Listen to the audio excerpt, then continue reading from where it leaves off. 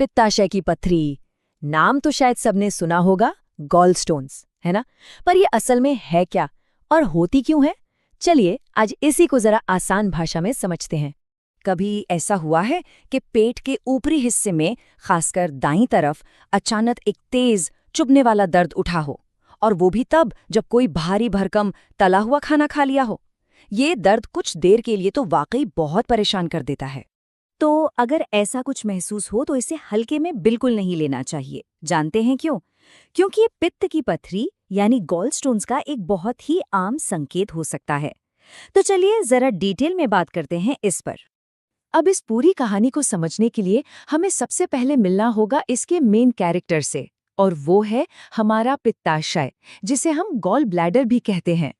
तो ये gall bladder आखिर है क्या? सोचिए, ये एक छोटा सा नाशपाती के शेप का थैली जैसा ऑर्गन है, और ये रहता कहाँ है? हमारे लिवर के ठीक नीचे, थोड़ा छिपकर। ये हमारे डाइजेस्टिव सिस्टम का एक, कह सकते हैं, सपोर्टिंग एक्टर है।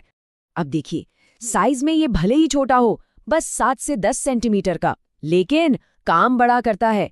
ये अपने अंदर करीब 30 से 50 मिलीलीटर बाइल यानी पित्त जमा करके रखता है, और इसके अलग अलग पार्ट्स हैं, फंडस, बॉडी, नेक, जो सब मिलकर डाइजेशन के इस जरूरी काम को अंजाम देते हैं। तो सवाल ये है कि ये छोटा सा ऑर्गन करता क्या है?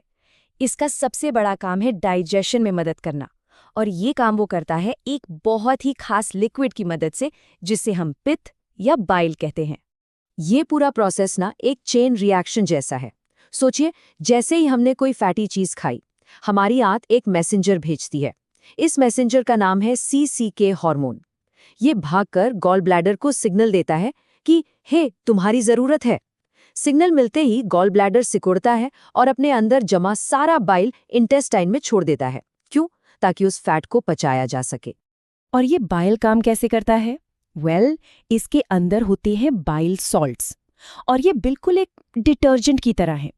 जैसे डिटर्जेंट कपड़ों से चिकनाई हटाता है ना, वैसे ही ये बाइल सॉल्ट्स फैट के बड़े बड़े मॉलिक्यूल्स को छोटे छोटे टुकड़ों में तोड़ देते हैं। इसी प्रोसेस को इमल्सिफिकेशन कहते हैं। इसके बाद बॉडी के लिए उस फैट को डाइजेस्ट करना और एब्जॉर्ब करना बहुत आसान हो जाता है।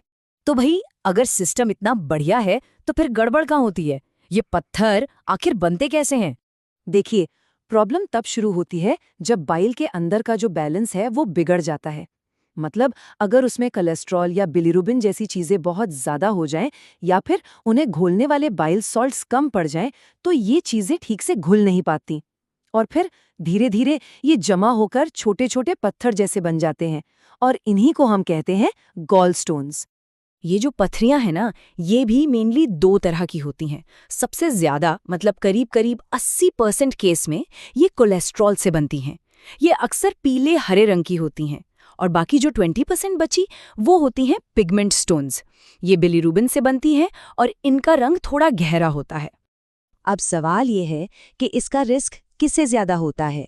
तो देखिए, कुछ रिस्क फैक्टर्स हैं। जैसे महिलाओं में ये ज्यादा कॉमन है। 40 की उम्र के बाद इसका खतरा बढ़ जाता है। मोटापा एक बड़ा कारण है, या फिर बहुत तेजी से वजन घटाना। हाई फैट डाइट और डायबिटीज भी इसके रिस्क को बढ़ाते हैं। और जब ये प्रॉब्लम लंबे टाइम तक खिंच जाती है, तो जाहिर है एक बहुत सीरियस सवाल मन में आता है, क्या गॉलस्टोन्स से कैंसर भी हो सकता है? इसका जवाब है हाँ, रिस्क बढ़ सकता है। देखिए, होता क्या है, जब पत्थर लंबे समय तक गॉल ब्लैडर में रहते हैं तो वो वहाँ लगातार सूजन, मतलब इन्फ्लेमेशन पैदा करते हैं, और ये जो क्रॉनिक इन्फ्लेमेशन है, ये गॉल ब्लैडर कैंसर का खतरा बढ़ा सकती है। हालांकि ये जानना भी जरूरी है कि ऐसा होता बहुत रेयर है, पर ये एक पॉसिबल कॉम्प्लिकेशन है। तो ठीक है, अगर गॉलस्टोन्स हो गए तो फिर इलाज क्या है, और सर्जरी के बाद की जिंदगी वो कैसी होती है? चलिए इसे भी समझते हैं। सबसे कॉमन इलाज है सर्जरी से गॉल ब्लैडर को ही निकाल देना। इसे कोलेसिस्टेक्टमी कहते हैं। अब पहले के जमाने में तो ओपन सर्जरी होती थी, पेट पर एक बड़ा कट लगता था। लेकिन आज ज्यादातर केस में लैप्रोस्कोपिक सर्जरी होती है, मतलब दूरबीन वाली। इसमें बस 3-4 छोटे छोटे छेद किए जाते हैं, दर्द भी कम होता है, और रिकवरी वो तो बहुत ही फास्ट होती है। और इस मॉडर्न टेक्निक का फायदा एकदम साफ दिखता है। जहां लैप्रोस्कोपिक सर्जरी के बाद आमतौर पर बस 1 या 2 दिन में हॉस्पिटल से छुट्टी मिल जाती है, वहीं ओपन सर्जरी में 1 हफ्ता भी लग सकता था। तो रिकवरी कितनी तेज हो गई है, ये हम सोच सकते हैं। लेकिन अब सबसे बड़ा सवाल, अगर गॉल ब्लैडर को निकाल ही दिया तो क्या उसके बिना एक नॉर्मल जिंदगी जी जा सकती है? इसका जवाब है बिल्कुल हाँ। ये समझना बहुत जरूरी है कि गॉल ब्लैडर बाइल बनाता नहीं है, वो सिर्फ उसे स्टोर करता है। बाइल तो असल में लिवर में बनता है।